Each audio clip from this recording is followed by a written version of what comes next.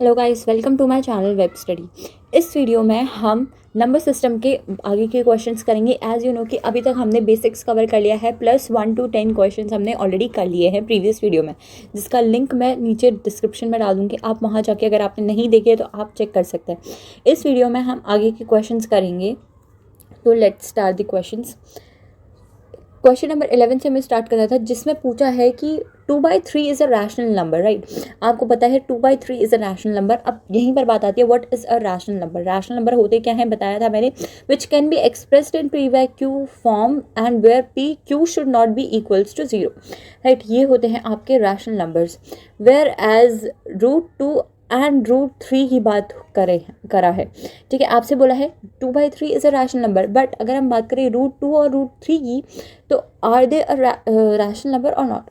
Which of the following statements is correct, ठीक है। इनमें से कौन सी स्टेटमेंट करेक्ट है। अब मैंने आपको ये प्रीवियस वीडियो में ऑलरेडी बताया है कि √3 या √2 या 3 हमारे जो होते हैं वो इर्रेशनल नंबर्स होते हैं। They can not be expressed in P by Q form, right.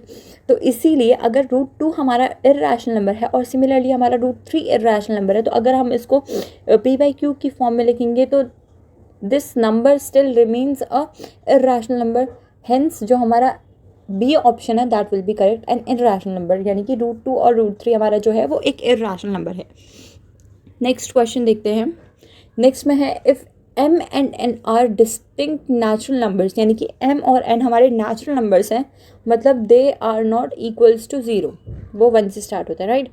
तो then which of the following is integers, is और आर इंटीजर्स, यानी कि अगर हमारे p और q हमारे एक नेचुरल नंबर हैं, तो इनमें से कौन सा एक इंटीजर होगा। अब इंटीजर क्या होता है, जिसको हम p बाय q की फॉर्म में क्या है एक्सप्रेस कर सकते हैं, राइट। तो हमें क्या करना है, इन सबको सॉल्व करके देखना है। तो पहला हमने स्टेटमेंट 1 लिया, इसमें क्या है, if m and n are distinct natural numbers then m upon n और n upon m is a integer if only, अगर m और n इक्वल होंगे, यानी कि अगर m और n जो है हमारे, अगर ये दोनों इक्वल होंगे तो तभी ये नंबर इंटीजर्स बन सकता है। Hence this statement is incorrect, यानी कि हमारी फर्स्ट स्टेटमेंट जो है वो इनकरेक्ट है। बाकी अब सेकंड स्टेटमेंट देखते हैं। सेकंड स्टेटमेंट में क्या है, m और ये हमारी स्टेटमेंट दी थी। अब हमें क्या करना है, इसको सॉल्व करके देखना है। -1 मतलब क्या होता है कि वो क्या है, फ्रैक्शन में है। तो अब फ्रैक्शन में तो इससे ये कट गया, इससे ये कट गया, यानी कि जो हमारा आंसर है दैट इज़ 1। हेंस हमारा जो स्टेटमेंट 2 है वो करेक्ट है, राइट। हमारा जो स्टेटमेंट 2 है वो करेक्ट है। अब थर्ड जो स्टेटमेंट दी थी उसमें ये लिखा था, but this is a fraction, right. आपको पता है दिस इज़ अ फ्रैक्शन, ये इसका आंसर हमेशा फ्रैक्शन में आएगा। Hence this statement is also incorrect. तो हमारा जो सेकेंड ऑप्शन है that is the correct option only. तो अगर आप इस क्वेश्चन के आंसर में देखें तो option B is the correct answer, जिसमें ओनली सेकेंड ऑप्शन जो है वो करेक्ट है, राइट। नेक्स्ट क्वेश्चन देखते हैं, which is question 13। When this number is divided by 12, तो आपसे क्या पूछा है, simply what will be the remainder, right. अगर ये नंबर आप 12 से डिवाइड करोगे तो क्या रिमाइंडर होगा। कई बार ये भी पूछा जाता है कि either this number is divisible by 12 और नॉट। फॉर दैट आपको क्या करना है कि 12 के को प्राइम नंबर्स देखो पहले, विच आर 3 and 4, यानी कि इससे ये मिलके बना है।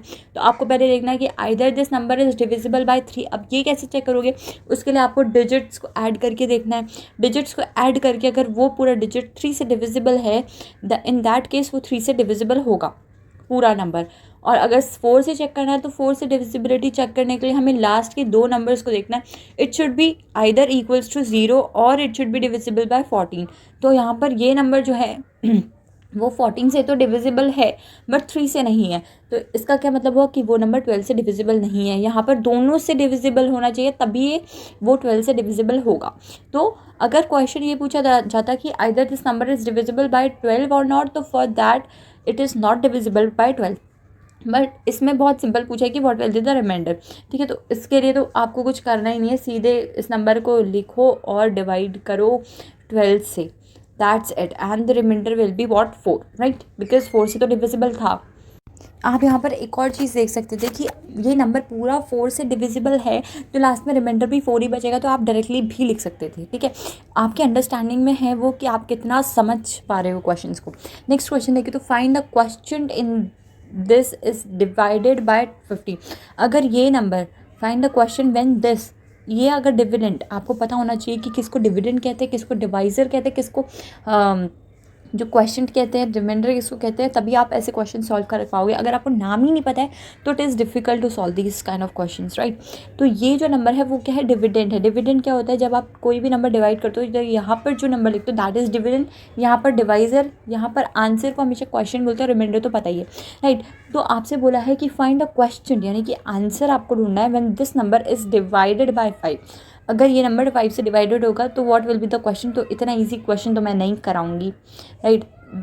आप खुद इजीली कर सकते हैं। Answer for this is D, right. Next question देखिए, तो नेक्स्ट क्वेश्चन में क्या है, find the dividend when divisor, when find the dividend when divisor is 13, question is 30 and remainder is 12।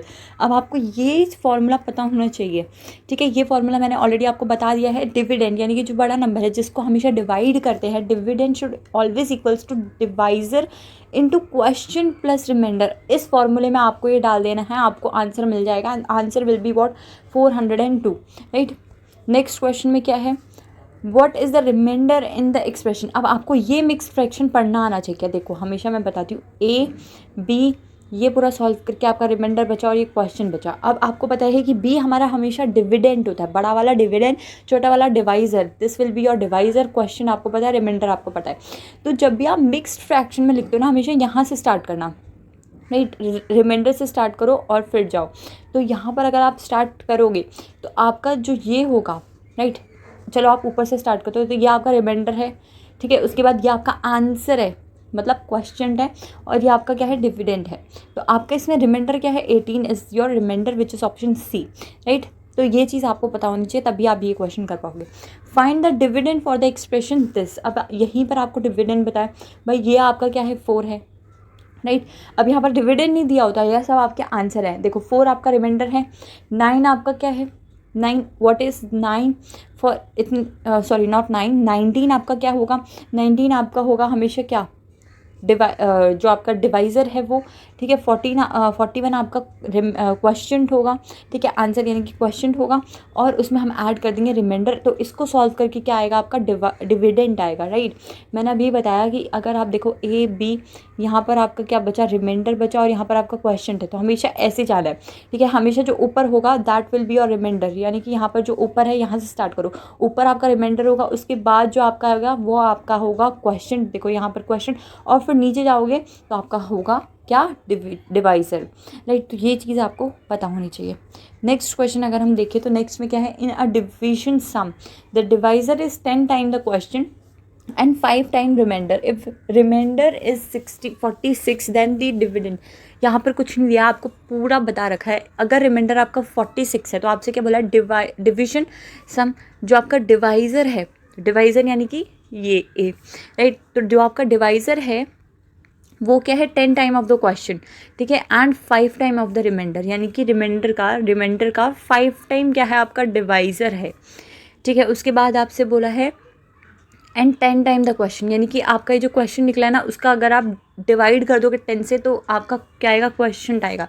तो आपसे पूछा क्या है, आपसे पूछा है डिविडेंड बताओ, तो कुछ नहीं। अब आपको डिवाइजर पता चल गया, क्वेश्चन आपको पता चल गया, रिमाइंडर आपको पता ही है, तो फॉर्मूले में लगा के आप निकाल दोगे, विच इज़ 5336, राइट। नेक्स्ट में क्या है, a number when divided by 6 to 7 leaves a remainder 43. By dividing the same number with 19 the remainder will be what? आपसे बोला है एक नंबर को अगर आप डिवाइड करते हो किससे, 6 to 7 से, तो वो रिमाइंडर क्या छोड़ता है, 43 छोड़ता है। अगर आप वही नंबर 19 से डिवाइड करोगे तो आपका कितना रिमाइंडर आएगा, यही बोला है। तो आपको कुछ नहीं करना है, आपको रिमाइंडर को ले लेना है एज अ डिविडेंड। उसको आपको क्या करना है, 19 से करना है, ठीक है। 19 से उसको डिवाइड करना है, और फिर आपको सॉल्व करके जो भी आपका आंसर आएगा that will be your reminder, right. Easy था। नेक्स्ट क्वेश्चन देखते हैं। नेक्स्ट क्वेश्चन में अगर हम देखें, a number when divided by 361 gives a remainder of 47. If the same number is divided by 19, the remainder is obtained. भाई same चीज़ है, 47 को क्या करो 19 से डिवाइड करो, ठीक है। डिवाइड करने के बाद नीचे जो भी रिमाइंडर बचेगा that will be your answer. आपसे जब भी रिमाइंडर बोला हो ना, इतना रिमाइंडर बचता है भाई, उतना रिमाइंडर जितना भी बचा है उसके बाद आप क्या करो 19 से डिवाइड कर दो, that's it, that will be your answer, ठीक है। Otherwise there is one more कि अगर आप, वो बहुत लंबा पड़ेगा, इसीलिए बेस्ट ऑप्शन यही है कि आप हमेशा रिमाइंडर को एज अ नंबर लेके फिर उसमें से 19 को जो है डिवाइड कर दो, राइट। तो यहाँ पर अगर आप ऑल्टरनेट मेथड में देखोगे तो आपका वैसे ही करा है, राइट। तो इस क्वेश्चन का सही जो आंसर है दैट इज़ ऑप्शन डी। तो इस वीडियो के लिए इतना ही, बाकी लास्ट वीडियो में हम कवर करेंगे जिसमें सारे क्वेश्चन जितने भी बचे हैं वो कंप्लीट कर देंगे। Thank you so much guys for watching this video. For more such videos please to like share and subscribe my channel.